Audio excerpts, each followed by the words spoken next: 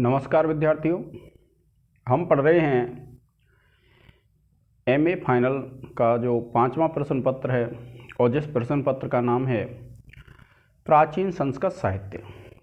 और जो प्राचीन संस्कृत साहित्य है उसमें हम पढ़ रहे हैं विद्यार्थियों विक्रमांक देव चरितम।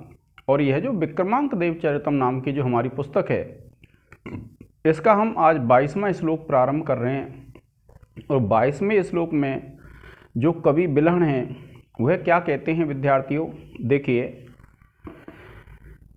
कि रसध्वनिर्ध्वनि ये चरंती संक्रांत वक्रोक्ति रहस्य मुद्रा ते अस्मत् प्रबंधान अवधारयन्तु कुर्वन्तु शेषाः सुख वाक्य पाठम। क्या कहते हैं कवि कि रसध्वनेह अध्वनि ये चरंती। क्या कहते हैं? रसध्वनेह अध्वनि ये चरंती, यानी रसध्वनेह की जो रसध्वनि होती है, क्या कहते हैं कि रसध्वनेह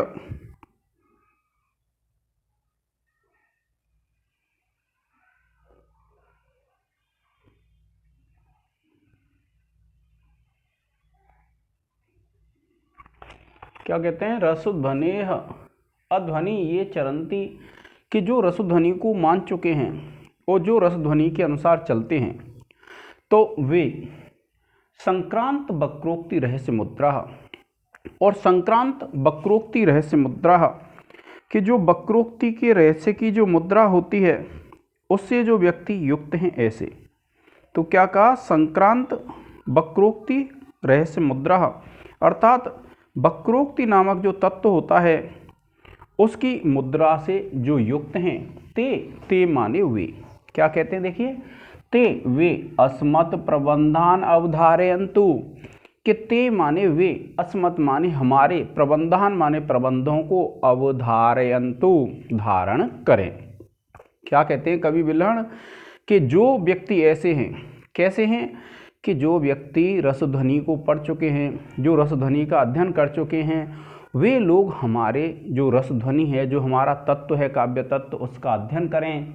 और कुर्वन्ति शेषाः सुख वाक्य पाठम। और जो लोग शेष हैं, शेष से तात्पर्य है जो रसध्वनि को नहीं मानते हैं, जो रसध्वनि को नहीं समझ सकते हैं, ऐसे जो व्यक्ति हैं वे तो केवल क्या है, सुख वाक्य का तात्पर्य सुख वे बोलते हैं विद्यार्थियों तोते को। तो जिस प्रकार से तोता उच्चारण करता है उसी प्रकार से वह व्यक्ति भी केवल पढ़ने, अर्थ को समझने की कोशिश ना करें। और यही कहा विद्यार्थियों, क्या कहा? तो देखिए, वक्रोक्ति तत्व की विभिन्न मुद्राओं को हृदयंगम कर चुके जो लोग रसध्वनि के मार्ग पर चलते हैं वे हमारी कविताओं को समझें। और उधर लोग, यानी इससे जो दूसरे लोग हैं, वे तोते की तरह वाक्यों का पाठ करें। तो सुख वाक्य किसको बोलते हैं? जो तोते को। तो इसमें यही कहा है कि जो व्यक्ति रसध्वनि को समझ चुके हैं, क्योंकि आप जानते हैं जब आपने प्रथम प्रश्न पत्र पढ़ा था और उसमें आपने पढ़ा था रसध्वनि, वस्तुध्वनि, अलंकार ध्वनि, ध्वन्यालोक के विषय हैं विद्यार्थियों। और ध्वन्यालोक में जब आपने इन विषयों का अध्ययन किया था तो तब आपने देखा था, और जब ध्वन्यालोक के विषयों का आपने अध्ययन किया और तब आपने ये चीज़ देखी थी, तो क्या कहते हैं देखिए कि रसध्वनिर अध्वनि ये चरंती कि जो रसध्वनि को अपने अंदर हृदयंगम कर चुके हैं, जो अपने अंदर रसध्वनि को समा चुके हैं, ऐसे जो व्यक्ति हैं संक्रांत वक्रोक्ति रहस्य मुद्रा। और संक्रांत माने व्याप्त हैं, आक्रांत हैं, संक्रांत हैं किससे? वक्रोक्ति के रहस्य की मुद्राओं से, अर्थात जो वक्रोक्ति के रहस्य को जानते हैं ऐसे जो व्यक्ति हैं ते माने वे व्यक्ति। क्या कहा? ते माने वे व्यक्ति अस्मत् प्रबंधान अवधारयन्तु कि हमारे जो प्रबंध ग्रंथ हैं उनको धारण करें। कि ऐसे जो व्यक्ति हैं जो इस चीज़ को जानते हैं, जो हमारे विषय में जानते हैं या रसध्वनि के विषय में जानते हैं, और हमारा काव्य है वह कैसा है? वह रसध्वनि से युक्त है। तो जो व्यक्ति रसध्वनि के विषय में जानते हैं वह व्यक्ति ही हमारे इस काव्य का अध्ययन करें। और फिर क्या कहा? कुर्वन्तु शेषाः सुख वाक्य पाठम। और जो शेष व्यक्ति हैं जो व्यक्ति रस ध्वनि को नहीं समझ सकते हैं, जो रस ध्वनि को समझने में असमर्थ हैं, वह केवल हमारे इस ग्रंथ का पाठ करें। कैसे? तोते की तरह। जिस प्रकार से एक तोता पाठ करता है, जो उसको रटा दिया जाता है वह उसी का पाठ करता है, उसी प्रकार जो व्यक्ति रस ध्वनि को नहीं समझ पाते हैं, जो समझने में समर्थ नहीं है, वह व्यक्ति क्या करें? हमारे इस काव्य का तोते की तरह उच्चारण करें। यह किसने कहा? यह कहा जो कवि हैं हमारे बिल्हण। वह ये कह रहे हैं कि जो हमारा काव्य है वह काव्य हमारा रस ध्वनि से युक्त है, और यह जो काव्य हमारा रस ध्वनि से युक्त है, तो इस काव्य का वही व्यक्ति अध्ययन करें जो व्यक्ति उस काव्य को समझने में समर्थ हैं।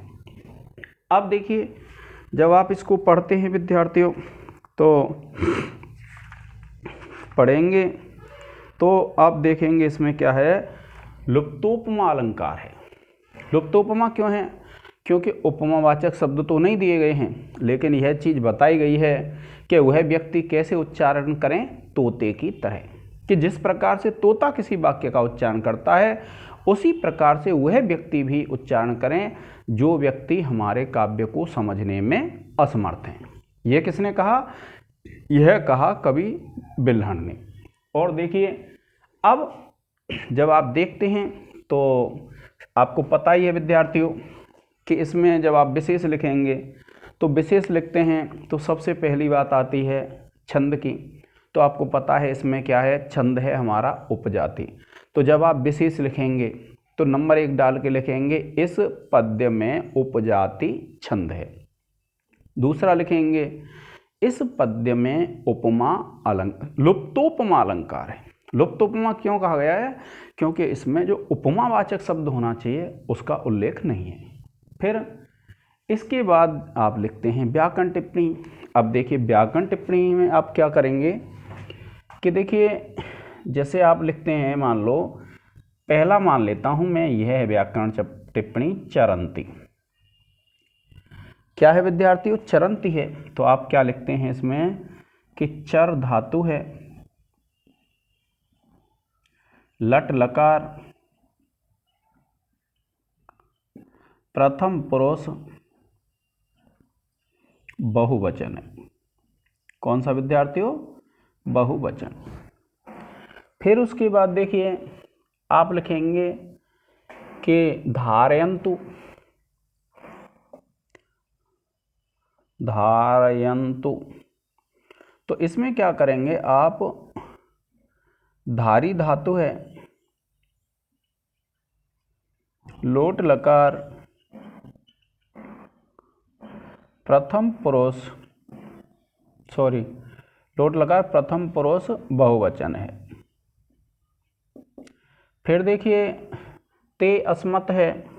तीसरा लिख लेते हैं हम, ते अस्मत्। यहां तक लिख देता हूं, आप लिखेंगे ते प्लस अस्मत्,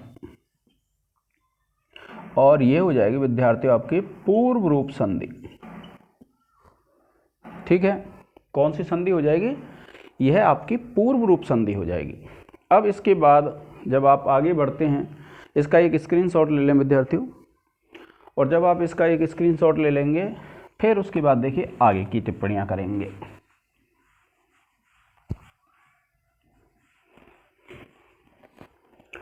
अब देखिए, अगली जो टिप्पणी है आप लिखते हैं रस ध्वनिर ध्वनि।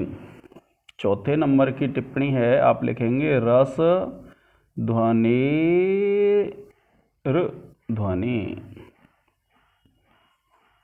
तो आप लिखेंगे यहाँ पर रस ध्वनेह प्लस अध्वनि, और यहाँ पर विद्यार्थियों आपकी संधि हो जाएगी विसर्ग।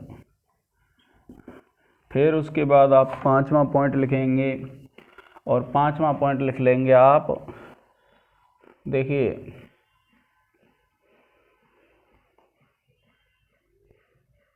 आप लिख लेंगे कुर्वन्तु। क्या लिख लेंगे? कुर्वन्तु।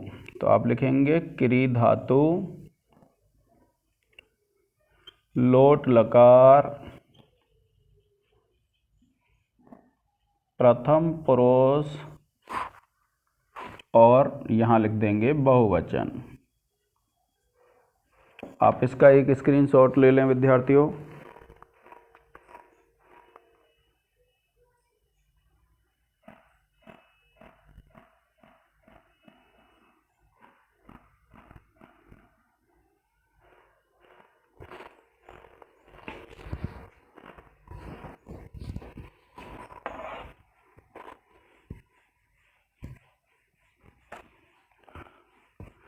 अब देखिए, फिर आप क्या लिखेंगे, रस ध्वनेह, आप लिखेंगे रस एव ध्वनेह। और रस एव ध्वनेह जब आप लिखेंगे तो यहाँ हो जाएगा विद्यार्थियों कर्मधारय समास। कौन सा समास है, कर्मधारय समास। तो आप इसका एक स्क्रीनशॉट ले लें विद्यार्थियों।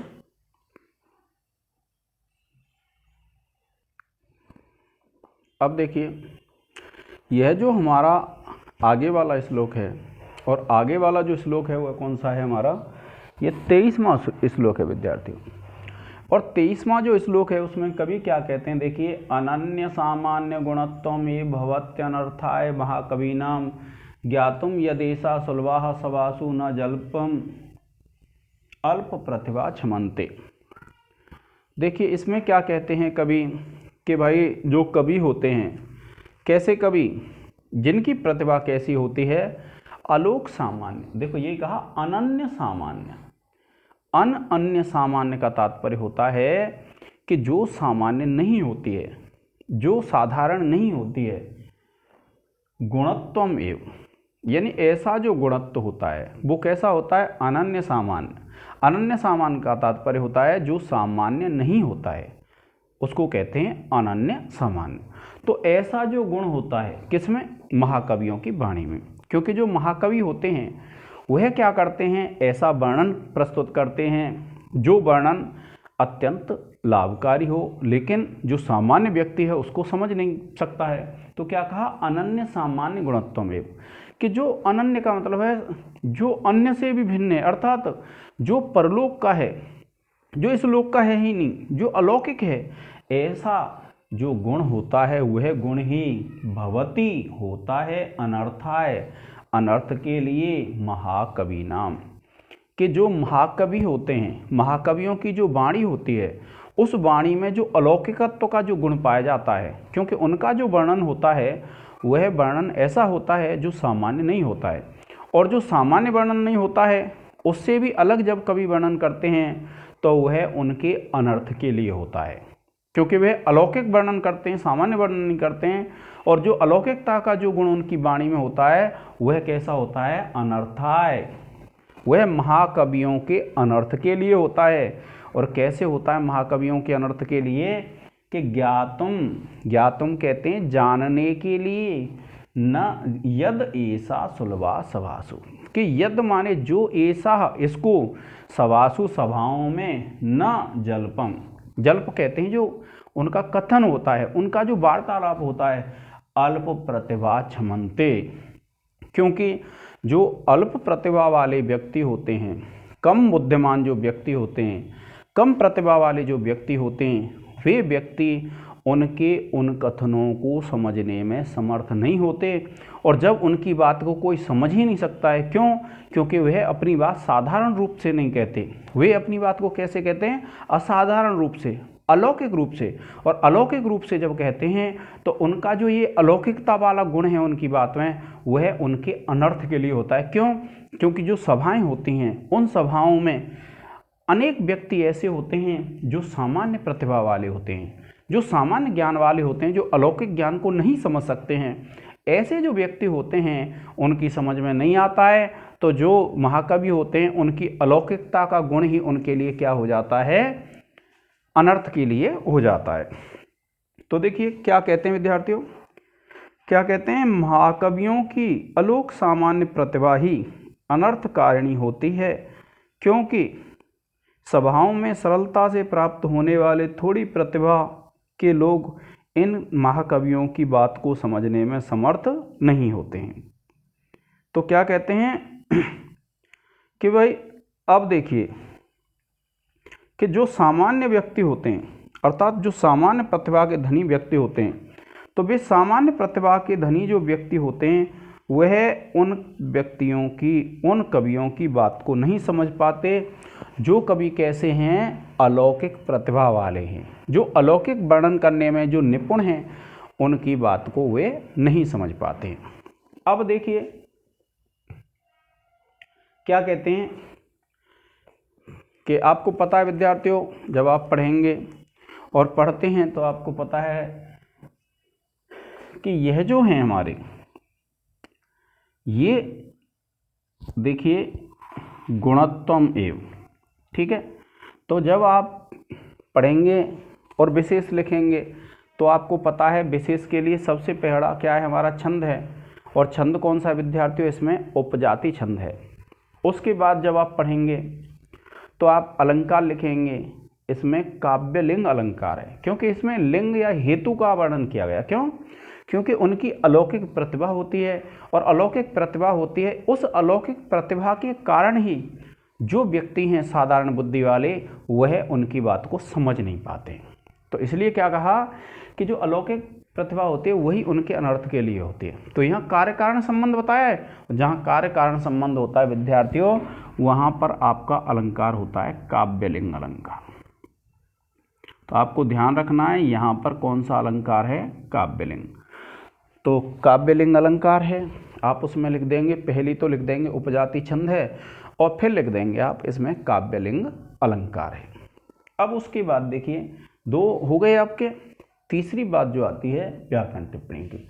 तो देखिए जब आप व्याकरण टिप्पणी करते हैं विद्यार्थियों, तो आप यहीं से देख लीजिए, जैसे हम 1 नंबर करके लिखते हैं तो गुणत्वम है, क्या है, गुणत्वम। तो आप लिखेंगे गुण शब्द है और त्व प्रत्यय है विद्यार्थियों। ये प्रत्यय होता है भाव अर्थ में, तो त्व प्रत्यय हो गया। इसके बाद देखिए दूसरा जो है भवत्य अनर्थाय, भवत्य अनर्थाय, तो आप लिखेंगे भवती प्लस अनर्थाय। यहाँ विद्यार्थियों आपकी यण संधि हो जाएगी। कौन सी संधि है, यण।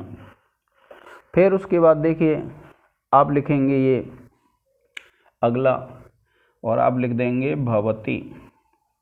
तो आप लिखेंगे विद्यार्थियों भू धातु लट लकार प्रथम पुरुष एक वचन, ठीक है। फिर उसके बाद देखिए यहाँ लिख देंगे हम, और क्या लिखेंगे, देखिए चौथा है हमारा ज्ञातुम। तो आप लिखेंगे ज्ञा धातु प्लस तुमुन प्रत्यय है।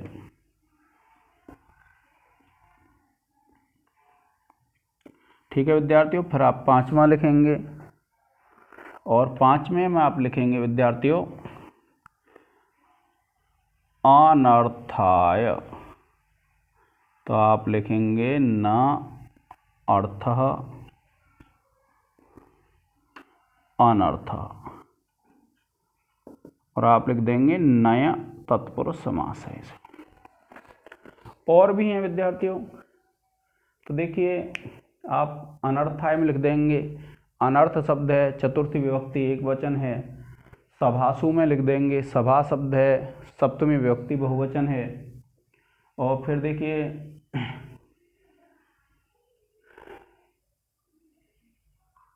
महाकवि नाम है, आप लिख देंगे महाकवि शब्द है, षष्ठी विभक्ति बहुवचन है।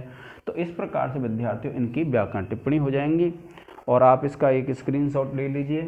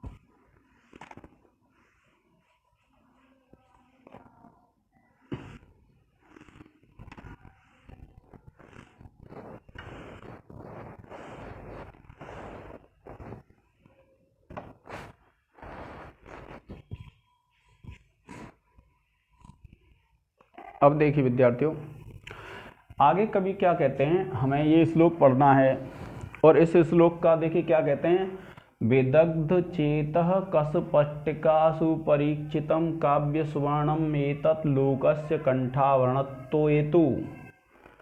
देखिए क्या कहा विद्यार्थियों, यह है देखिए कि अलौकिक उल्लेख समर्पणेन।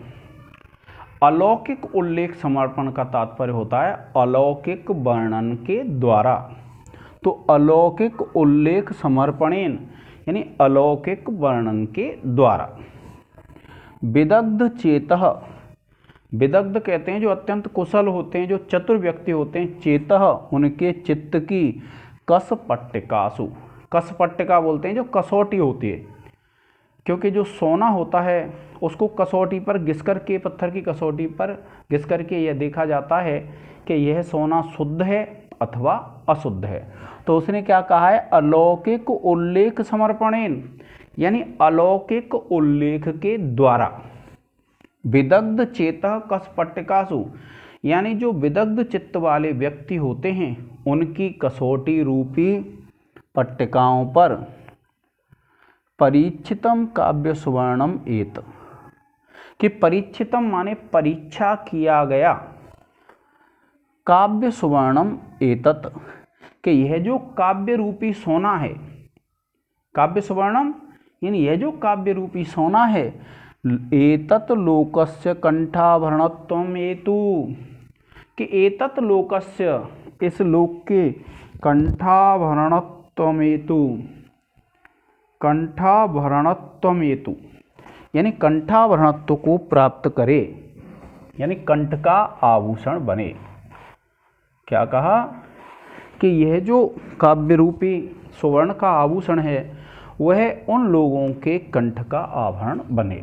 तो आवरणत्वम हेतु ऐसे होगा विद्यार्थियों। तो देखिए ये है 24। क्या कहा कि देखिए क्या कहा है कवि ने कि अलौकिक उल्लेख समर्पणेन, इसका तात्पर्य है अलौकिक वर्णन के द्वारा। विदग्ध चेतः कसपट्टिकासु के जो विदग्ध चित्त वाले व्यक्ति हैं उनकी कसौटी रूपी पट्टिकाओं पर, फिर क्या कहते हैं, परीक्षितम काव्य सुवर्णम एतत्, कि यह जो काव्य रूपी सोना है यह परीक्षित किया जाने पर लोकस्य कंठाभरणत्वम हेतु, लोकस्य माने इस संसार के कंठ का आभूषण बने।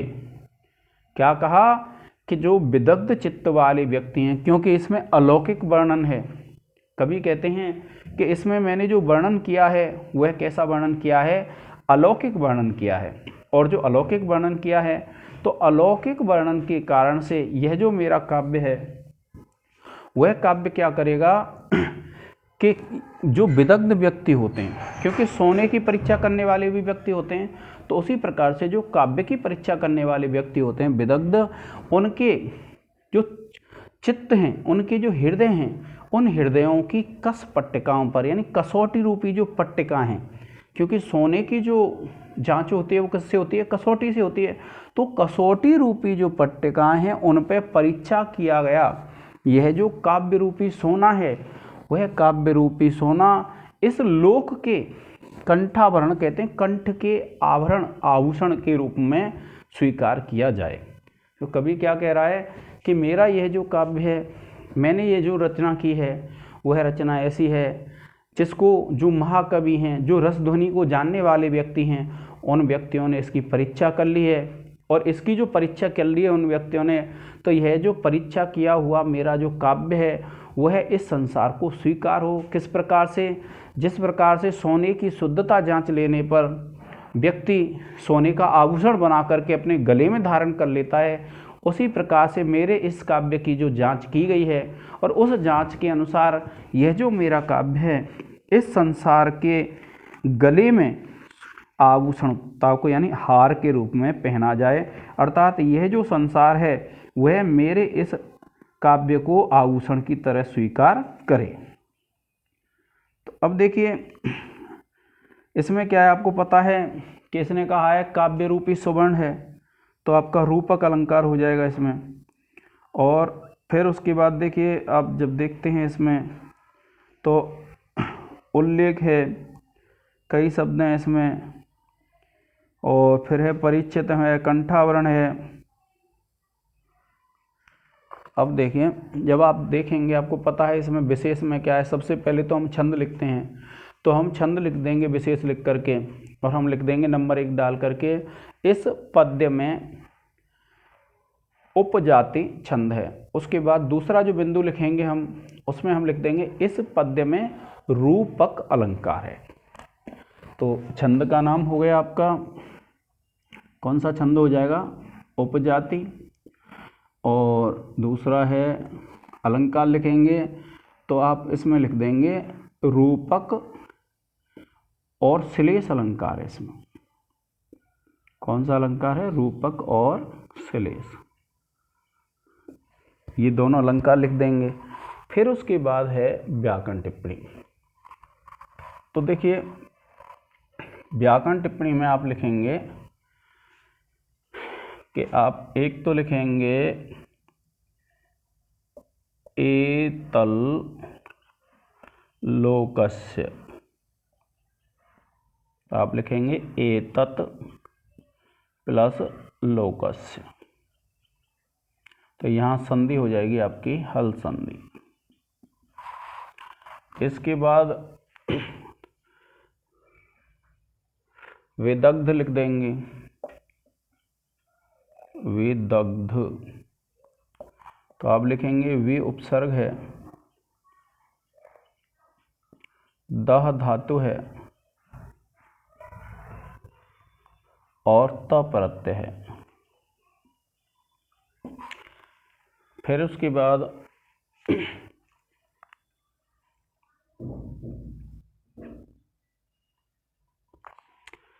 एक है आपका तीसरी जो लिखेंगे हम एतु, और एतु है, आप लिखेंगे इण धातु, इण गतौ धातु होती है जाने अर्थ में।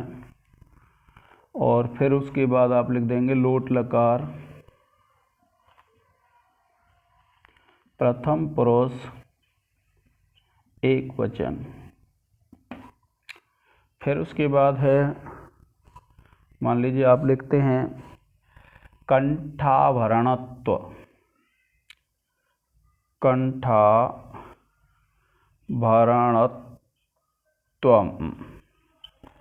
तो आप लिखेंगे कंठाभरणत्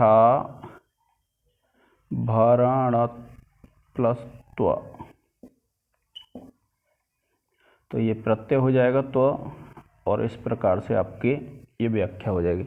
अब इसके अलावा जब आप देखेंगे व्याकरण टिप्पणियों में, तो देखिए हम एक लिख सकते हैं लोकस्य, आप लिखेंगे लोक शब्द है, षष्ठी विभक्ति एक वचन है। फिर आप लिख सकते हैं कंठाभरण, तो कंठ प्लस आवरण दीर्घ संधि हो जाएगी। और फिर उसके बाद है समर्पणेन है, तो समर्पण शब्द हो जाएगा, तृतीया विभक्ति एक वचन है। कसपट्टिकासु, कसपट्टिका शब्द है, सप्तमी विभक्ति बहुवचन है। तो इस प्रकार से क्या है, इसमें व्याकरण टिप्पणी हो जाएंगी। प्रिय विद्यार्थियों, आप इसका एक स्क्रीनशॉट ले लें।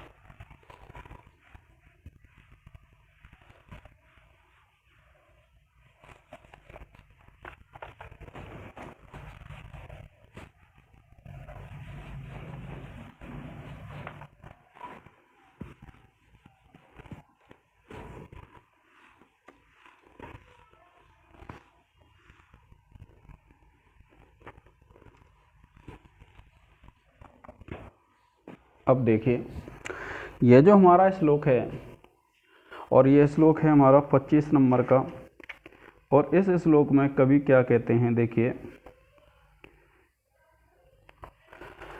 क्या कहते हैं कवि कि किम चारु चारु, क्या कहते हैं, किम चारु चारित्र विलास शून्यः कुर्वन्ति भूपाः कवि संग्रहेण किम जातु गुंजा फल भूषणानाम सुवर्णकारेण वनेचराणाम। क्या कहते हैं, किम माने क्या। ये जो किम आता है वह क्या है, प्रयोजन आदि के अर्थ में आता है। तो क्या कहते हैं कवि कि किम किम किम का तात्पर्य होता है क्या। तो क्या कहते हैं किम, किम माने क्या। चारु चारित्र विलास शून्य, कि चारु चारित्र, चारु कहते हैं सुंदर, चारित्र, विलास शून्य यानी जो चारु चारित्र के विलास से जो शून्य है, सुंदर चारित्र यानी जिसमें वैभव ऐश्वर्य आदि की कमी है। तो क्या कहा, चारु चारित्र विलास शून्य, कि जो सुंदर चरित्र के विलास से जो शून्य है। कुर्वन्ति भूपाः कवि संग्रहेण, कुर्वन्ति माने करते हैं, भूपाः माने राजा लोग, कवि संग्रहेण कवियों का संग्रह। क्या कहते हैं कि जो राजा लोग हैं वह अपने दरबार में क्या करते हैं, कवि रखते हैं।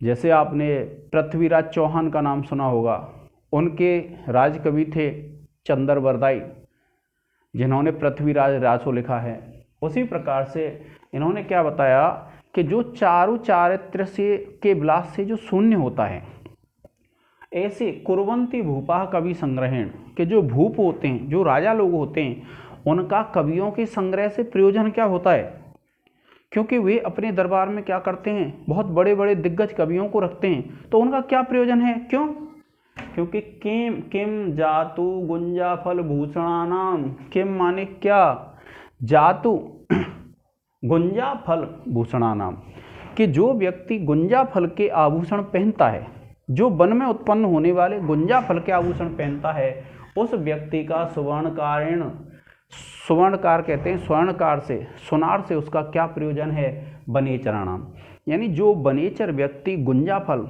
के जो आभूषण पहनने वाले हैं, उन गुंजा फल के आभूषण पहनने वाले व्यक्तियों का सुनार से, स्वर्णकार से कोई प्रयोजन नहीं होता है।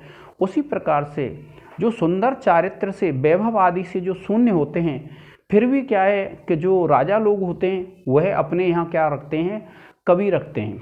तो उनका उन कवियों से क्या प्रयोजन होता है।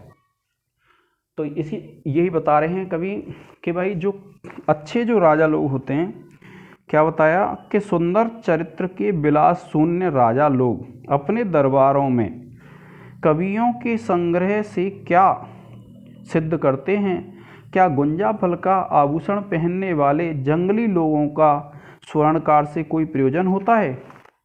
क्योंकि जो राजा लोग होते हैं, राजाओं को क्या पसंद होता है, राजाओं को सुंदर विभूतियाँ आदि ही पसंद होती हैं। और जब राजाओं को सुंदर विभूतियाँ पसंद होती हैं, फिर भी क्या करते हैं राजा लोग, अपने का उसमें अपने राज्य में क्या करते हैं, कुछ कवि रखते हैं। तो कवि यह बता रहा है कि अपने राज्य में जो राजा लोग हैं वह कवि रखते हैं, तो उनका कवियों से क्या प्रयोजन होता है, कोई प्रयोजन नहीं है। क्यों, क्योंकि जैसे जो व्यक्ति वनेचर है, जो वन में निवास करता है, और वन में निवास करता है, और उस व्यक्ति के जो आभूषण होते हैं वह क्या होते हैं, गुंजा फल होते हैं। अब जो गुंजा फल उसके आभूषण होते हैं, तो उसको स्वर्णकार से कोई प्रयोजन नहीं है, क्योंकि वह सुनार के पास क्यों जाएगा, क्योंकि उसको तो सोने के आभूषण बनवाने नहीं। और जब किसी व्यक्ति को सोने के आभूषण ही नहीं बनवाने हैं, तो वो फिर स्वर्णकार के पास क्यों जाएगा। लेकिन फिर भी जो राजा लोग हैं वे क्या करते हैं, अपने यहाँ अच्छे अच्छे कवियों को रखते हैं। क्यों रखते हैं, क्योंकि कवि के द्वारा ही जो राजा लोग हैं उनकी अत्यंत प्रशंसा हो सकती है। राजाओं को प्रसिद्धि देने वाले कौन होते हैं, कवि होते हैं। अगर कोई अच्छा कवि नहीं रखता है कोई राजा, तो उसकी कीर्ति ज़्यादा नहीं फैलती है। अब देखिए, इसमें जब आप पढ़ते हैं तो पहली बात तो आपकी क्या हो जाती है, विशेष में उपजाति छंद हो जाएगा। अब उपजाति छंद हो जाएगा, इसके बाद आपको पता है इसमें जो दूसरा देखते हैं तो स्वर्णकार का उदाहरण दे दिया, बनेचर का उदाहरण दे दिया, और जहाँ पर उदाहरण दिया जाता है वहाँ दृष्टांत अलंकार होता है। कौन सा अलंकार होता है? दृष्टांत अलंकार। और ये यहाँ पर दृष्टांत अलंकार है क्योंकि दृष्टांत दे दिया बनेचर का। अब हम बात करते हैं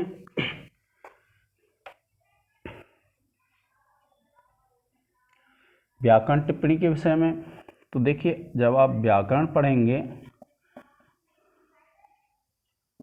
तो व्याकरण में क्या होता है, तो पहला इसमें जब आप देखेंगे तो एक तो है कुर्वन्ति, और कुर्वन्ति जो है तो आप लिखेंगे क्रि धातु है, लट लकार, प्रथम पुरुष बहुवचन।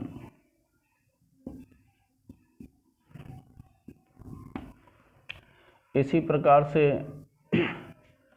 भूषणा नाम लिख देंगे, तो भूषणा नाम आप लिख देंगे। भूषण शब्द है, षष्ठी बहुवचन है। उसके बाद जब आप तीसरी व्याकरण टिप्पणी लिखेंगे तो देखिए क्या कहते हैं कवि,